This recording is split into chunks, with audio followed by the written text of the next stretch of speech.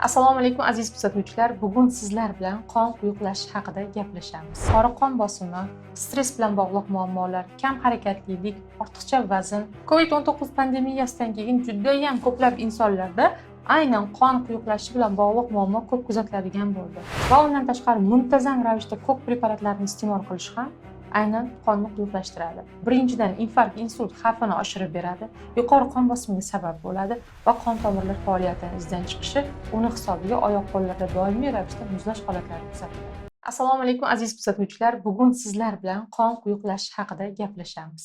Men terapevt, endokrinolog, reproduktolog, tibbiyot va tabobat fanlari doktori Mahfira Jumayevna bo'laman. Qon quyuqlashishining ko'plab sabablari mavjud.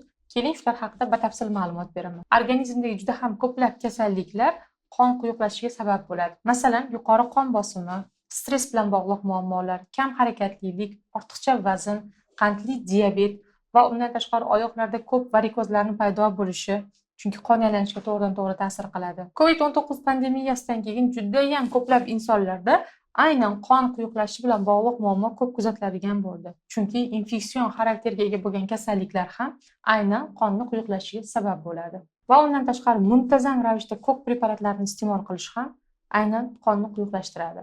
Ya'ni ayollarimiz homiladorlikdan saqlanadigan ko'p preparatlari, kontraseptiv vositalar, oralniy, jigar kasalliklari, ba'zi ko'p preparatlarni qabul qilish, ya'ni gormon dorilarni, organizmdagi gormonal o'zgarishlar va issiy omillar ham qon quyuqlashishiga sabab bo'ladi. Va undan tashqari yoshga bog'liq holatda qon quyuqlashish holati eng ko'p uchraydigan holatlardan bittasi hisoblanadi. Muntazam qon quyuqlashishi qanday kasalliklarga sabab bo'ladi?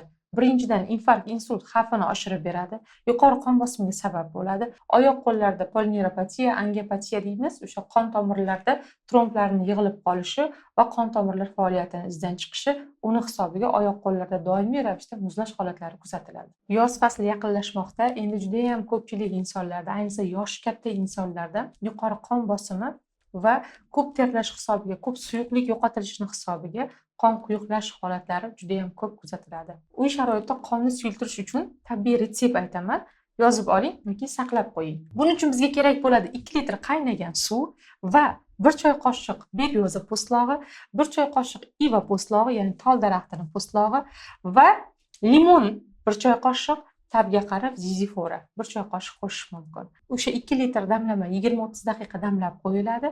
Kun davomida kam-kamdan qo'plab iste'mol qilinadi. Endi o'z navbatida bu damlamaga qarshi ko'rsatmalar ham mavjud. Kimlar uchun mumkin emas?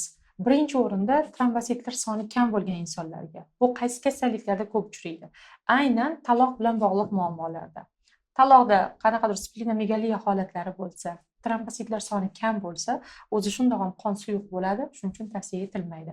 Undan tashqari gemofiliya, ya'ni kofaktor yetishmovchilik holati. Qon juda ham suyuq bo'ladi, unday insonlarga tavsiya etilmaydi. Homiladorlik va emizish davri va oshqozon yara kasalliklarida ham taqiqlanadi. Bundan-da foydali ma'lumotlarni o'tkazib yubormaslik uchun kanalimizga obuna bo'ling va qon quyuqligi bilan bog'liq savollar bo'lsa, kommentlarda qoldiring.